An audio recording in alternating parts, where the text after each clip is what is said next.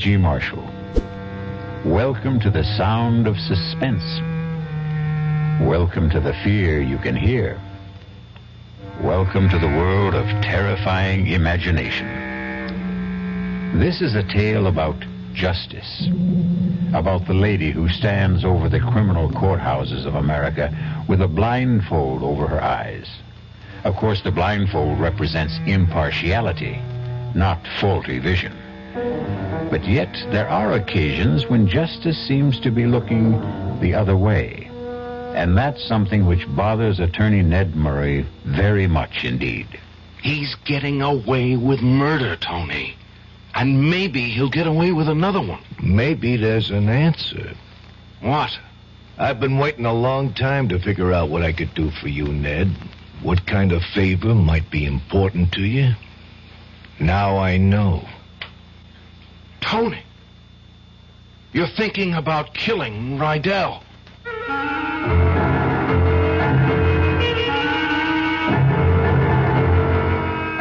Our mystery drama, After the Verdict, was written especially for the Mystery Theater by Henry Slessor and stars Tony Roberts. It is sponsored in part by new sugar-free Diet 7-Up and by the Kellogg Company, makers of Kellogg's Special K cereal. I'll be back shortly with Act One. And now, another story of the ball and chain, as Kellogg's Special K presents The Library. Welcome to the public library. May I help you, sir? Yes, I'd like to check out... I'd like to check out Famous Laundromats of the World by Audrey Schnorbart. Sir, excuse me, but isn't that ball and chain you're wearing just like the ones they use in the Kellogg's Special K commercial? This ball and chain? Shh. Yes, that one. How are you going to get rid of it? Well, you know, lots of good exercises, and by eating smart at every meal, starting with the Special K breakfast. Don't you have to watch your calories? Yes, and the Special K breakfast is less than 240 calories. Less than 240 calories? Shh, right. A 1-ounce bowl of high-protein Special K, 4 ounces of skim milk, tomato juice, and coffee. It's really tasty, and it's going to help me get rid of this ball and chain. I'd say it's long overdue, get it? Your happy ending could begin with the Special K breakfast from Kellogg's. Who knows how to help you solve your shopping problems? The Better Business Bureau knows. Wednesday, 10 o'clock. I'm back at the office working on the case when my secretary brings me the mail. Thanks, kid. The usual stuff. Then I see it. It's addressed to me, resident. Inside, a fake rabbit's foot. The pitch, a $2 donation or send back the rabbit's foot. My problem, what to do about it. I'll help you with good advice from the Better Business Bureau. Oh, yeah? Spill it. If you receive unordered merchandise in the mail, you are under no obligation to return it or pay for it. Thanks, pal. You're okay. Just another consumer tip from your Better Business Bureau.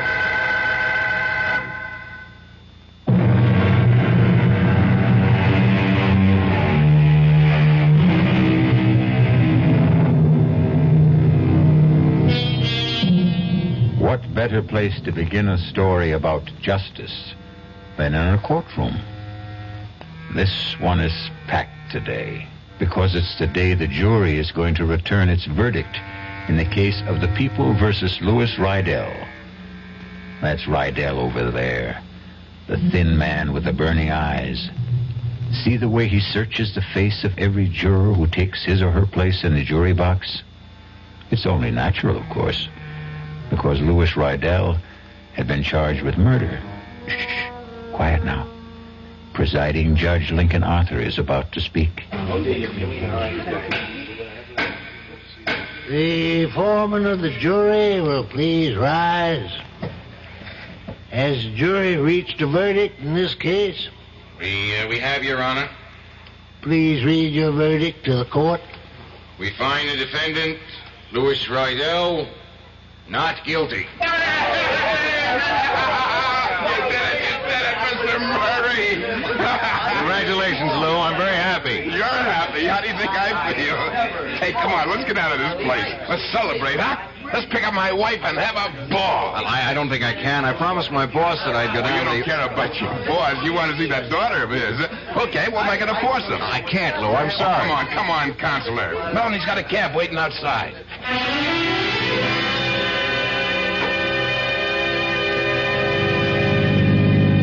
Boy, did I read those faces wrong.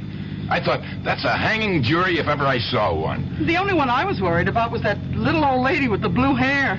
You just can't tell about a jury from their faces. My last case, well, I thought they all looked friendly, but I lost.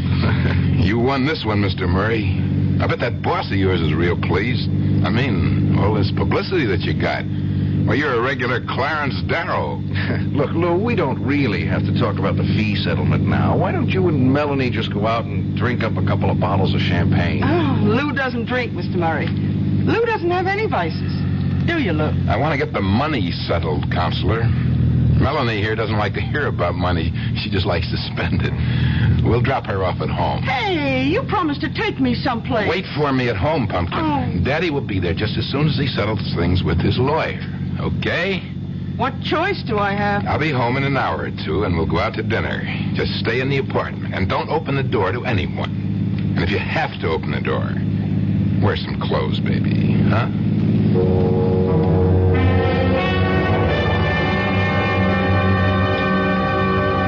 Yeah, this is a nice little office you got here, Mr. Murray. Only, strikes me as kind of small, isn't it? It's big enough, Lou. I mean, compared to that big office down the hall, Mr. Ostraw's. Mr. Ostrow is the senior partner of this firm, Lou. Well, maybe when you marry his daughter. You are going to marry that chick, aren't you? Let's get down to business, okay? I mean, the way she was hanging around that courtroom every day of the trial, I figured she was pretty stuck on you. Lou, this meeting was your idea. You said you could manage to pay about $150 a month, and that's perfectly fine with me. Sure, Mr. Murray, anything you say. We could have settled this in the taxi. I guess I just didn't want to face Melanie for a couple of hours. I needed an excuse. You understand? I suppose so. She's beautiful, isn't she? Mrs. Rydell? No, yes, she's very lovely. She can't help herself, you know. The way men bother her all the time. They look at her, and right away they get ideas. It's not her fault. No. She's not smart about it, though. She doesn't know the way men think. Like the way she answers the door sometimes in that sloppy housecoat. She gives people ideas. Like that kid Yost. I feel sorry for that kid, you know? I know you do. It's just too bad that he got himself mugged the day after you threw him out of the house. You wouldn't have gone through all this. You wouldn't be owing me $150 a month. Yeah, I feel sorry for him. Kid delivers the groceries every day, gets the same eyeful every day. His tongue must have been hanging out. Lou, I really have to get on home. I've got a party at my boss's house tonight. But just the same, I'd do it again. That's the way I am. When a guy touches my wife, I get a red fire in my brain, and I can't stop myself. Now, I owe you a lot, Mr. Murray. More than money. Well, forget it. Just learn to keep your temper. I really killed that boy, you know? What did you say? I killed him, Mr. Murray.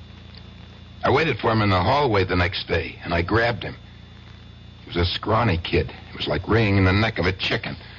I'd do the same thing again, Mr. Murray, to the next guy who bothers my wife. They've got to learn. Well, I better go now. Melanie's waiting for me. You lied to me. Every stinking word you told me was a lie. Don't be sore, Mr. Murray. I couldn't tell you the truth, could I? I mean, you wouldn't have taken the case, would you? Yes! I would have taken the case and told you to plead guilty with cause. No, that wouldn't have been any good. I wanted you to get me off, and that's what you did. Look, I've got to go now, Mr. Murray. I just want to say thanks again. Oh, you think it's that simple? You think you can just walk out of here? Melanie's waiting for me. She likes to eat dinner early. The girl's always hungry. So long, Mr. Murray.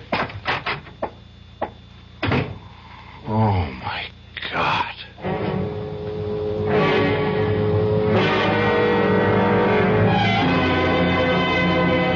Light on the ride, more on the... Ned! for the love of Mike, where you been? Sorry I'm so late, Mr. Ostrom. Who do you think this party's for, anyway? Well, come in. Karen's going out of her brain waiting for you to get here. This one looks like quite a crowd. Well, they're all in your pocket tonight now, Ned. All right, everybody, hold it. Here's the man we've all been waiting for. Ned Murray, folks. Greatest trial lawyer since since Harry Ostra. All right, come on, Ned. Karen's over here. Ned, Hi, darling. where in the world have you been? The party started 2 hours ago. I just lost track of the time, that's all. Must be love, if you ask me. All right, I'll see you kids later. Ned, come into the kitchen for a minute. No, it's full of servants. Come into the bedroom. Now, that's an offer I can't refuse. Well, what did you have in mind? Give you one guess. Oh, darling, I'm so proud of you. You were so wonderful. That kiss was pretty wonderful. Father says that you are everything he used to be in the courtroom, and there's no higher praise he can give than that. Look, let's forget about the trial. It's over. Oh, no, I don't want to forget about it, Ned. I'm just so thrilled with the way you handled the case. That man Rydell seems so guilty. But there's too much fuss about all this, Karen. Father said that if you could win this case, you could do anything. That it would mean a lot of business to the firm. Do you know what I think? He's not going to wait on that promise about the junior partnership. I think he's going to do something about it right now. Are you serious? Don't tell him what I said, but I'm sure of it. Ned, you'll have to stop making excuses pretty soon, lover. You'll have to name the day. Oh, for heaven's sake. It's probably your father wanting me to join the party. Hiya, Ned. Ostrow told me you were here. Tony, for the love of Mike, I haven't seen you in ages. Yeah, that's right. Oh, hey, I am sorry. I didn't know you had somebody with you. It's all right, Mr. Igo. I was just going to fix my makeup. See you later, darling. Yes, sure. Tony, I don't think I ever saw you at Ostrow's before. Yeah, you know me, Ned. I don't like to mix with all these big shots. Hey, you still talk to ordinary people? Big celebrity like you, huh? I'll talk to you anytime, Tony. Listen, I was in court today. I've been there the last 4 days. Bet you didn't even notice, huh? Well, that was nice of you. Busy man like you. Well, I got a personal interest. You know that. Sure. Tony... I was real glad you won, kid.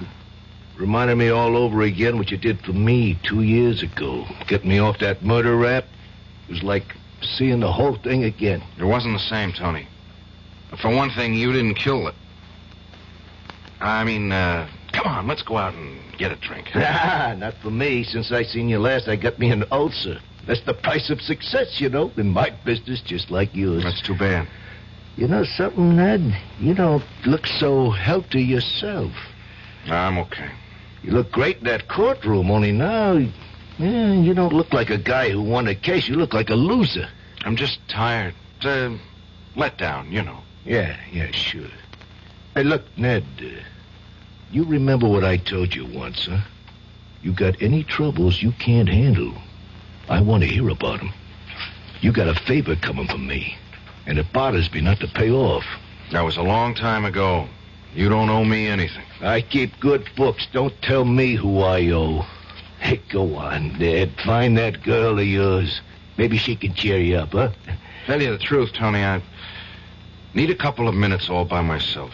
You know how it is. Huh? Yeah, sure. I know how it is. Sometimes too much is too much. Yeah, that's right. See you around later, kid.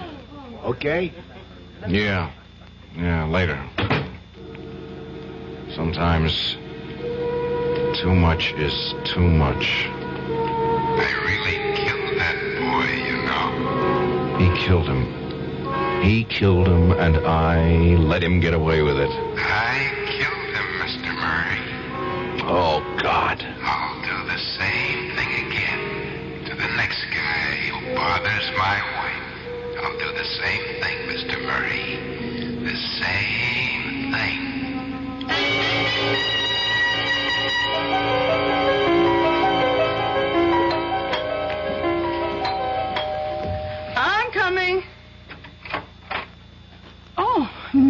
Murray. Hello, Mrs. Rydell. Oh, well, Lou isn't home, you know. Oh, he went to see Mr. Fleming about going back to the company. I knew he wasn't home. May I come in anyway? Oh, yeah, sure. Look, do you think Lou will have any trouble? I mean, getting his old job back? You know, he was their best salesman before the trouble happened. They won't hold it against him, will they? I don't know. I want to ask you a few things. Yeah? Oh, well, sure. Mrs. Rydell, before the trial, you told me your husband was the jealous type. Yeah, that's right. But you said there was never any reason for his jealousy. But do we have to go through that again? The trial's over, isn't it? Please, it's more important than you think. Why? This delivery boy, Yost. I tried to underplay Lou's anger about him in court, but he was really pretty sore about the pass he made at you, wasn't he? But I told you all that. Yes, Lou was sore. Sore. He was crazy. I didn't even want to tell him about the kid because I was afraid he'd... Well, you know... Mrs. Rydell, the trial is over, just as you said. Nobody can charge Lou with the same crime again. That's the law in this state. So you've got nothing to lose by telling me the absolute truth. About what? Lou did kill that boy, didn't he? Hey! He waited for him the next day and choked him to death. That's a dirty lie. How could you, of all people... All right. Maybe you didn't know the truth. Maybe you believed your husband the way I did. Oh, you get out of here, mister. Please, I'm not through. The reason I know this is because Lou told me himself yesterday in my office. Lou isn't going to change because of the trial. He's an insanely jealous man, and he might very well do the same thing again. Oh, you're awful. I thought you were so nice, Mr. Murray, but you're terrible. I had to let you know how things are with Lou. He got away with murder, and that makes me sick to my stomach. There's not much I can do about it, but maybe you can do something, Mrs. Rydell. Me? You can be careful. Do you understand? No. You've got to make sure he never has any reason to be jealous. Listen, if you think I play around... Even if he misunderstands your behavior, somebody else might get Lou's hands around his throat. It might even be easier for him the next time. He got away with it once. Please, Mrs. Rydell, for his sake. All right, for mine. Don't make your husband kill again.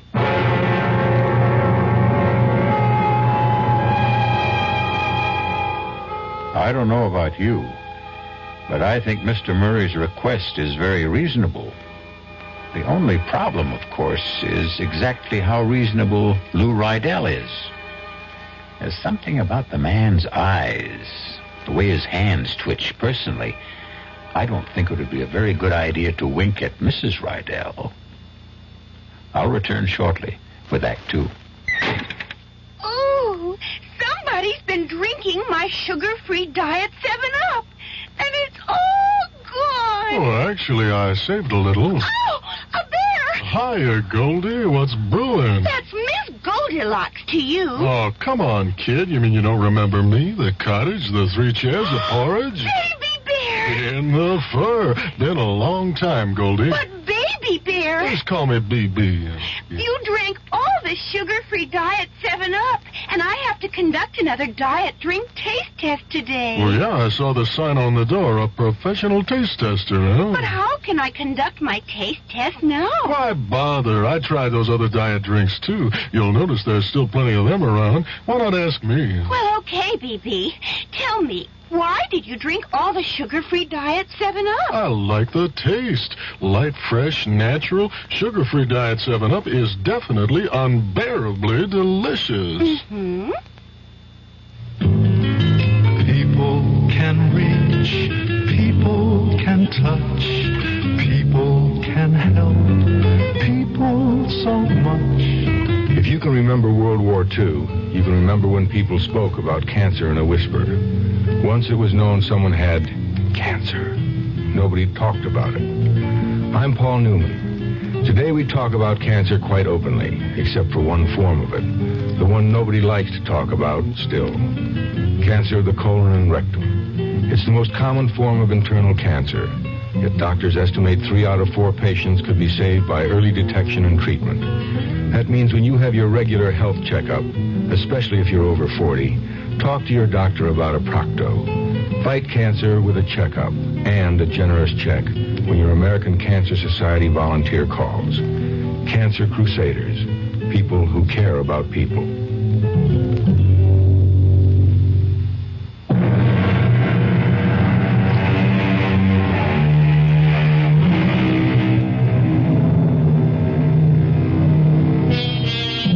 And now here's Act 2 of After the Verdict. It's a bright, sunny morning. The kind of morning that fills promising young men like Ned Murray with enthusiasm for life. After all, he has everything going for him. A fine career ahead, marriage to a lovely young lady who also happens to be the boss's daughter. And even if his recent triumph has turned a bit sour, it was still a triumph, wasn't it? But as Ned Murray goes to see Harry Ostrow, he finds the sun isn't shining in the big corner office. The shades are drawn. His boss's face is a thundercloud. You wanted to see me, Mr. Ostrow? Yes. Come in and shut the door. Hello, Mr. Murray. Nice to see you again. Hello, Lou. What are you doing here? Mr. Rydell's told me something I find hard to believe, Ned. I said he must be mistaken, but he swears it's true. Did you go to see Mrs. Rydell yesterday? Yes. Why did you think it was necessary to do that? I had something I wanted to tell her. It was strictly an unofficial visit. You told her I was guilty. You went up there deliberately just to frighten her. I ought to sue you for what you did, Mr. Murray. Lawyer or no lawyer. What kind of nonsense is this, Ned? You didn't say any such thing, did you? Well, did you?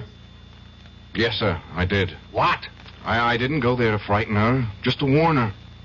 Right after the trial, Mr. Rydell here obliged me with a nice little confession. A little late, I'm afraid. Confession? What are you talking about? That's a lie. I don't know what you've got against me, Mr. Murray, but I never heard of a lawyer behaving like this. I didn't kill that boy. The jury said so. And Ned, please, this is all so ridiculous. Mr. Rydell put it very bluntly. He said he killed Yost. He said he'd kill again if another Yost came along. You can't do that. It's over. The trial's over. They can't put me through this again. They can't. No, Mr. Rydell, of course they can't. There's nothing to get excited about. Mr. Murray just misunderstood you, that's all. I read him loud and clear. I knew I couldn't get him back in a courtroom because of double jeopardy, but I thought if I went to the DA, he'd be a lot more careful with his hands the next time. I'll sue you. I'll sue this whole firm for slander. You hear that, Ostrow? Now, please, Ned. Apologize to Mr. Rydell. Tell him you didn't mean it. Apologize? Yes, I should apologize to the state for saving his skin. Ned, you listen to me now. I don't know what went on between you and this man, and I don't care. But he's a client, understand? My client, even if you handle the case. And there's such a thing as lawyer-client privilege. Since when does it include murder? Shut up and listen to me. Anything you do reflects on me, on the way I run this firm. Mr. Rydell got a fair trial under law. Better than fair. Yes. And the jury acquitted him. That's all we have to know. You don't have any right to violate any confidences he made to you. Didn't they teach you that in law school? They taught me something else. They taught me that a lawyer's main concern was for justice. You talk about justice, huh? Go talk to that hoodlum buddy of yours, Tony Igo. If there was justice, you think that crook would be walking around loose? Tony was innocent of that murder charge. Because the jury said so. And they said the same thing about Mr. Rydell here. And that's that, my boy. Understand?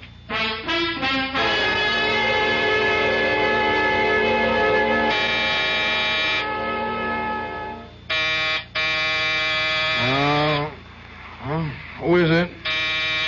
Oh, for Pete's sake. Can't they let a guy get some rest in his own home? Well, have I caught you with the blonde? You caught me with a bottle. And just in time, obviously. Well, the least I can do is make sure you don't drink alone. Not enough for the two of us. Even if I give you this? What is it? A present. Open it.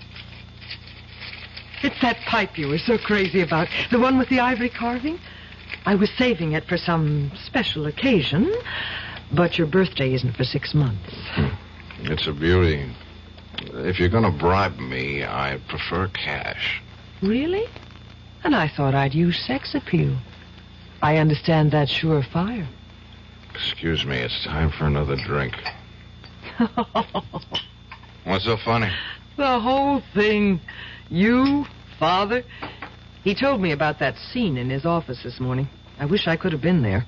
Clarence Darrow versus William Jennings Bryan. It wasn't. It was stupid versus childish, and all because of that... All because of that silly man with the funny eyes. Honestly, Ned, I hope you won't make any more fuss about him. I thought it was Daddy who was making the fuss. Believe me, I think he feels just awful about the whole silly quarrel. Yeah, I'll bet he does. Oh, for heaven's sake, Ned, why would you want to spoil things now? All right, maybe that idiotic man did kill that grocery boy, but I'm not saying he didn't, but, well, wouldn't be the first time that a guilty man is... Ned! It's the first time for me. Don't you understand that? The first time I ever got a guilty man off? Was it really, darling? Well, that man Igo... Tony was innocent. Well, innocent of that crime, maybe, but what about all the others? He might have killed a dozen men before, or had them killed. He wasn't being tried for killing a dozen men, only one. And he was innocent of that. I should know better than to talk to you while you're drinking. I'm going to the district attorney tomorrow, Karen. Even if it doesn't do a bit of good, I'll feel better for it. Do you know what the DA will say? He'll say you're a fool. I don't care. You haven't got a shred of proof. Not a shred. And all the proof in the world wouldn't put Lou Rydell back on the stand. You know that, don't you? If you go to the DA tomorrow, you can find yourself another connection. What? What was that? Oh, I'm sorry, Ned, but he did say it. And I know my father. I know he never says anything he doesn't mean. What about you, Karen?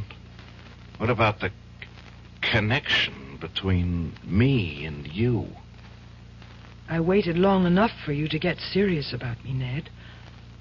I can wait a little longer until you come to your senses. And that's the real bribe, isn't it?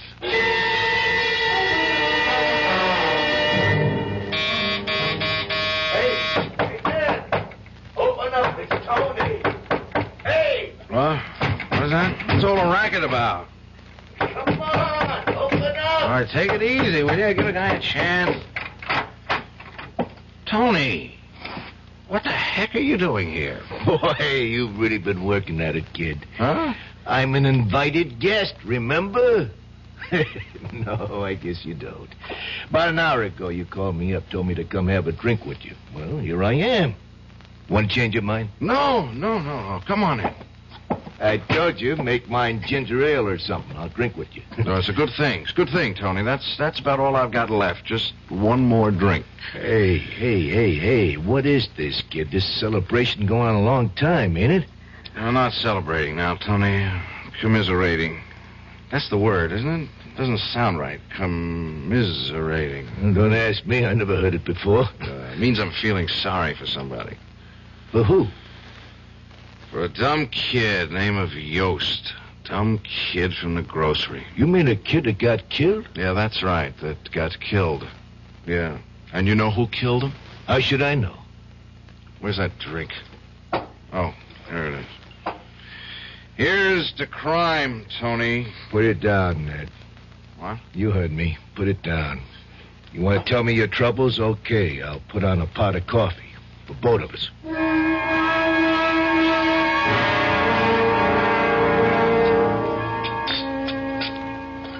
That make you feel any better? No. Well, give it time. Tony, were you listening to me? Did you hear what I told you? Yeah, I heard you. This guy Rydell is a kookaboo. He's getting away with murder, Tony. And maybe he'll get away with another one. Nah, next time will be different. You'll know different from one thing. Meantime, somebody gets killed. Well, what's that to you? I'm sorry. Sir, I forgot the kind of guy I'm talking to. What am I going to feel like when it happens, Tony? Well, there must be some way to nail this crumb. No, there isn't. The law protects him. Double jeopardy. A man can't be tried twice for the same crime. That's how it goes, Tony. One trial to a customer. Yeah, it's a shame, all right. They hung better guys than that, and he's walking around free as air. That's the law, Tony. Yeah, the law. Okay, if it bothers you so much, stop him. Tell me how. Everybody else has to pay the penalty, right? Why not him? It's too late. It's too late, Tony. For the law, maybe. Huh? Want some more coffee? No. I think I'll get myself a cup. Yeah, maybe there's an answer. What? I've been waiting a long time to figure out what I could do for you, Ned. What kind of favor might be important to you. Now I know. How do you mean, favor? Well, it won't be just for you. I'd be doing everybody a favor, the whole state, right? Only when it happens, I mean it for you, Ned. Remember that. Hey, it's good coffee. Well, see you around. Tony, wait a minute. Oh, it's getting late, kid. I have to go. What was that you just said? What's in your mind? Nothing. Come on, I did my good deed for day. Let me out of here now, huh? I want to know what you meant by a favor. You know what the word means. You're thinking of killing Rydell. Oh, you see too many movies. Tony, don't be crazy. I don't want that kind of favor, understand? Yeah, sure. Just let him loose, huh? So what if he gets away with murder, huh? Killing him is no answer. Sure, so let some other slobs get knocked off, huh?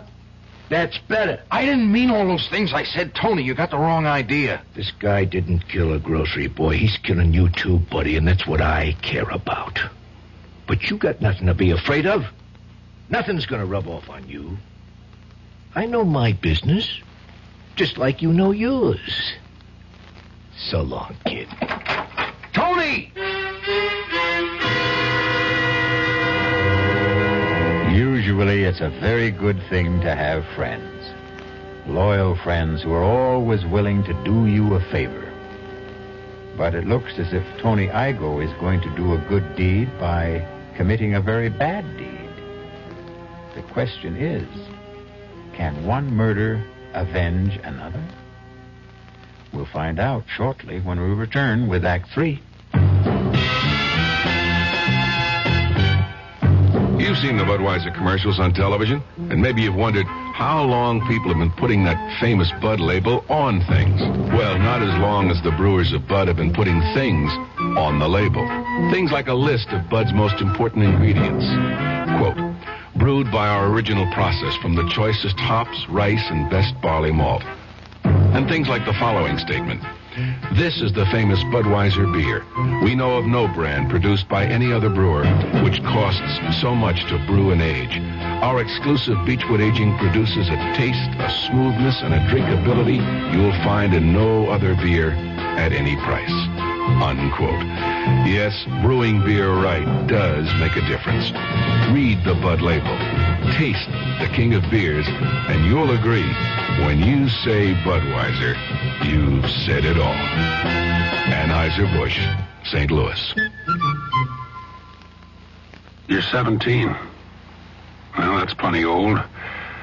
Old enough to know about things like grass and speed and acid and smack. We probably can't tell you anything about the stuff you haven't already heard, or maybe even found out for yourself. So we don't intend to give you any advice. You wouldn't listen. But the trouble is, neither will your kid brother. He doesn't know half of what you know. He doesn't know how dope can affect your body. He's never spent a violent night hugging a friend who was on a bad trip, or watch a guy nod off in class and fall to the floor. He's just a kid, and a real setup for anybody out there selling the stuff. We'd like to warn your little brother. Too bad he doesn't trust us. We can't get to him. But maybe you can. An Advertising Council campaign.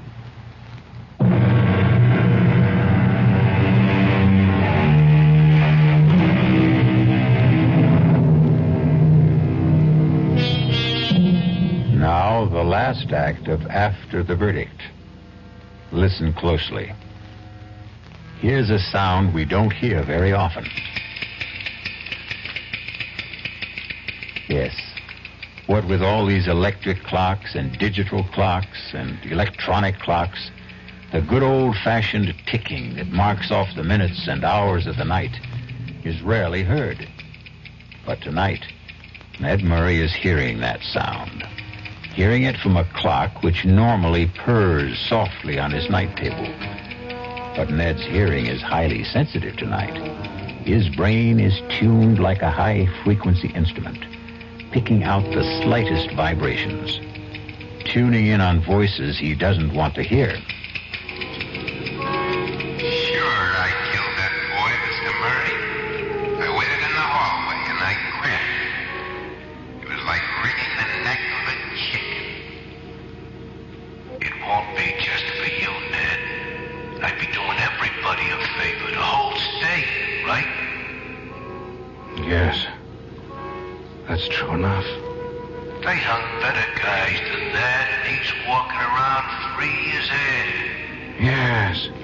Everybody has to pay the penalty, right? Why not him? Yes. That's true. Why shouldn't he pay? A man is murdered. A murderer has to pay. Tony is right. He's right. Hello? How are you, darling? I'm all right. I'm in bed. Oh, I'm sorry. Did I wake you up? No, I was just lying here. You're not sick, are you? No. Well, it's only 10:30. I didn't think you went to bed so early. I did tonight. You're angry with me, aren't you?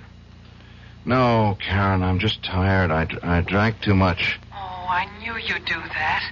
Ned, I'm so mixed up. Well, what's there to be mixed up about?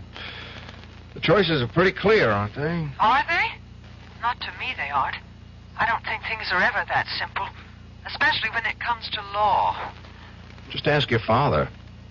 He knows all about the law. He knows how to make money at it. That proves it. That isn't fair, Ned. No, I suppose it isn't. Don't you remember what he used to say? That if the time ever comes when right and wrong are absolutely clear, there won't be any need for lawyers. Your father didn't say that, Karen. He was quoting someone. Who? Judge Lincoln Arthur, as a matter of fact, the judge at Rydell's trial. Well, it makes very good sense to me. Yeah. Judge Arthur always made sense to me, too. Karen, do you mind if I hang up now? Then you are angry. No. It's just that I have to make a call. A very important call. All right, Ned, but will you call me tomorrow? Yes. If there is one. Good night, Karen.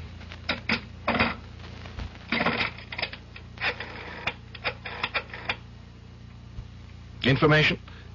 Can you give me the number of Judge Lincoln Arthur?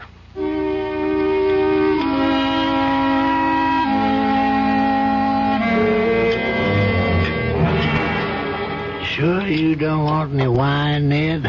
No, Judge, thanks. I've sworn off that stuff for the duration of my life. Sounds like you had yourself a party. Is that when you came up with this parable? Isn't that what you called it? No, Judge. It's more like a riddle, a legal riddle. The only thing is, I already know the answer. All right. Let's see if I know it. It's about a lawyer. A criminal lawyer who defends somebody for murder and does it successfully. He's convinced of his client's innocence, understand? And that helps him get the acquittal. But right after the verdict, he makes a discovery that his client is guilty. How does he make this discovery? Is that important? It might be. Was it on evidence that had appeared at the trial? Evidence he had misinterpreted or concealed unknowingly? No. It was a confession. How does he obtain this confession? It's given to him, unsolicited by his client. Why? I don't know. Perversity, pride, ego. Anyway, he knows the truth about his client. And he knows something worse. That the man is more than capable of committing a similar crime. In fact, he boasts of the possibility almost gleefully. Any witnesses to this confession? No. And when he's confronted with it, the client denies ever having made it. You're not asking a legal question, Ned. I'm sure you know where your hypothetical lawyer stands legally. In the middle of nowhere. Is this a moral question, maybe? Well, you might say that. I mean, if you were that lawyer, Judge, what would you do? If I were that lawyer, Ned, and if I were your age, I suppose I'd do what you're doing now. I'd get angry. With my client, with myself, maybe even with the law. But if I were practicing now, I think I'd feel different. How different? I wouldn't feel anger, only pity. Pity? For a man like that? Yes, exactly for that kind of man. Man who feels a compulsion to confess must have felt a similar compulsion to kill. They're symptoms of the same disease, Ned. And if there's one thing the law has learned in this century, it's the ability to feel compassion for the emotionally disturbed. Yeah, he's that all right, but that doesn't... Dad, this parable of yours, you talking about Louis Rydell? Yes. He told you that he murdered Yost? He did, I swear it. In my office, the same day of the verdict. Oh, for God's sake, Ned, use your brains. Can't you see that the man's mentally ill? Everything points to it. He killed a boy just for putting an arm around his wife. He confesses when there's no need to confess. Is it worthwhile venting all this anger against such a man? But he's dangerous. He'll do this again, Judge. If a man just looks cross-eyed at his wife, it'll be another excuse for murder. If he had confessed this to you before the trial was over... I would have demanded that he plead guilty. He'd be waiting to serve a life sentence right now. And Ned, you're forgetting something. What? I was the judge at the trial. It was my prerogative to pass sentence, not yours. It was first-degree murder, premeditated. Ned, if the jury had brought me a guilty verdict, I would have recommended psychiatric examination with a view to confinement at an institution for the criminally insane. But you didn't know he was... I mean, even I didn't know he was crazy. Well, do you know it now? Do you feel it now? Do you recognize that he needs cure more than punishment? Punishment?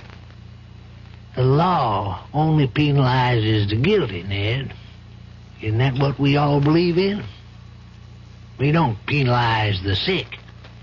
I have to go, Judge. I have something to do. It's getting pretty late for running errands, Ned. Almost midnight. Yeah, but this is important, Judge. I have to see someone.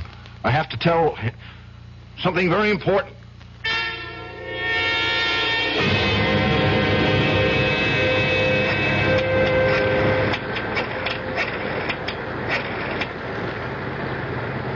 Hello?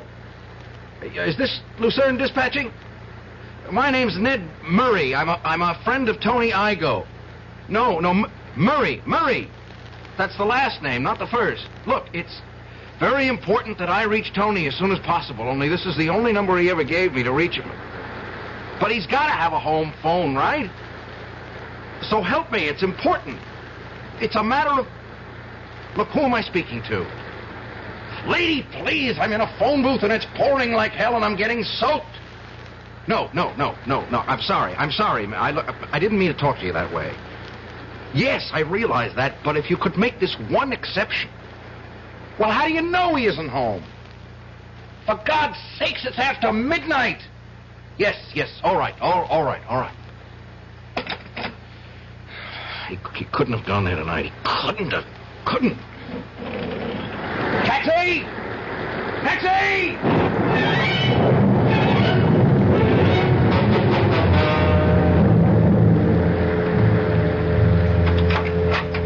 Lou, is that you? Yeah, it's me. Disappointed? Where the heck have you been? I've been taking care of business. What business? Since when do you sell shoes in the middle of the night? I was taking care of some competition. That's what I was doing. What are you talking about? Go on, pretend you don't know. But I don't know. I don't know what you're talking about. You know something, Melanie? You make a rotten liar. I'm not lying. For God's sake, Lou, will you stop staring at me like that? I'm looking at you the way other men look at you. What other men? The one who comes around here every day when I'm out pounding the pavements, peddling those lousy shoes to those stores. Oh, Lou, nobody comes around. You're just in one of those crazy jealous moods again. Well, I got news for you, Pumpkin. There's one boyfriend who's not coming around anymore. Are you still talking about that poor, dumb grocery boy? Lou, I told you there was... No, I'm talking about the old guy. One with the white hair. One who's been hanging around here all night, looking up at our window, waiting to make sure that the coast is clear. You're crazy. Crazy. I don't know any white-haired guys. Well, you'll never get to know this one, because he's got something wrong with him, baby. He's got a carving knife in his stomach. Lou. Oh, my God, no. Lou, you didn't. Yes, I did. So you can forget about seeing your lover boy tonight, baby. You can just forget it. You'll have to be satisfied with just me. Lou, just tell me it isn't true. Tell me you didn't kill anyone. It wasn't the first time, Pumpkin. If you keep up the way you're going, it won't be the last. In fact, the next one might be you. Oh, my God. Those police cars. They're coming here.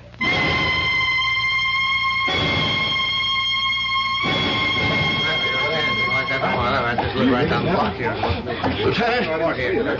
Lieutenant Gerhardt. Oh, hi, Ned. What are you doing here? What's going on? What's all the crowd about? Oh, wait a minute. You know the victim, don't you? Is that why you're here? You get a tip or something? Victim? Who? Tony Igo. Tony? Somebody used a knife on him. Oh, God. Ironic, isn't it? Probably a dozen guys wanted Tony Igo knocked off, and how does he get it? From a jealous husband. Is he dead? Yeah, he's dead. And it was your ex-client who did it, that guy Rydell. He caught Tony hanging around the building watching the place. Rydell claims he was after his wife. You know about this, Ned? It's not true. It's not true, Lieutenant. He didn't even know the woman. Then what was he doing here? A favor. He was doing somebody a favor. What are you talking about? Look, where is Rydell now? Upstairs, answering questions. He won't get away. Not like the last time, Counselor. Yes, it won't be like the last time. Excuse me. Hey, where do you think you're going? I want to see him. He's entitled to talk to a lawyer, isn't he? You must be nuts yourself. Half a dozen witnesses saw him do it. Can I go up, Lieutenant? You mean you'll defend that screwball again? He's out of his mind. Don't you know that? Yes, I know. And that's what I'll try to prove. Now, will you please let me see my client?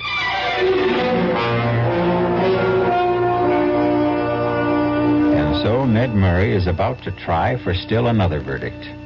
This time a verdict which will carry a punishment more befitting to the crime. And something tells me that he'll be very successful. Not just as an attorney, but as a human being. I'll be back shortly.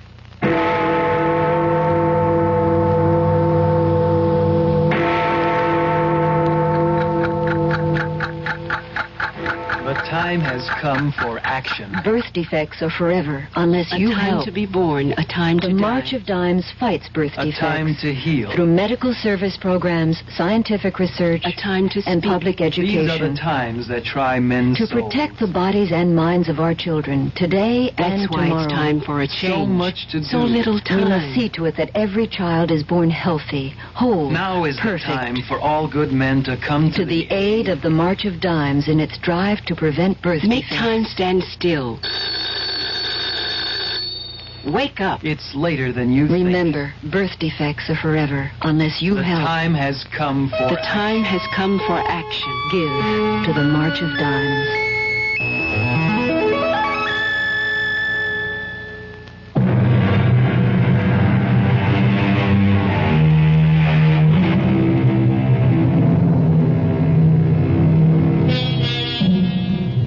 time ago, a man named Thomas de Quincey said, "If once a man indulges himself in murder, very soon he comes to think very little of robbing.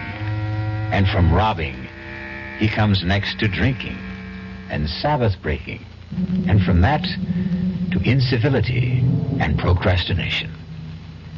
Let that be a lesson to all of you. This quotation and this story have come to you through the courtesy of our Radio Mystery Theater. Our cast included Tony Roberts, Joseph Julian, Bryna Rayburn, Barbara Caruso, Robert Dryden, and Sam Gray. The entire production was under the direction of Hyman Brown. And now, a preview of our next tale. I take it you are referring to Miss Helene Friend? Where is she? Back at her hotel. I had her sent back immediately. We did not want to speak to her, just you. Okay. You have the floor, Mr. Kolodinos. Kolodinos, Monsieur Nash. It is an old name. In my country, a revered name. I'll do my best to remember. Well, continue. A question, monsieur. Why are you in France? As we say at home, none of your business. I like you, Monsieur Nash. You are refreshingly candid. You are working for FNB. You are a trusted, intelligent worker, well thought of. Thanks for the information. When I get back, I'll put in for a raise. If you get back, monsieur. If you get back. Radio Mystery Theater was sponsored in part by Anheuser-Busch Incorporated, brewers of Budweiser. This is E.G. Marshall inviting you to return to our Mystery Theater for another adventure in the macabre. Until next time, pleasant dreams.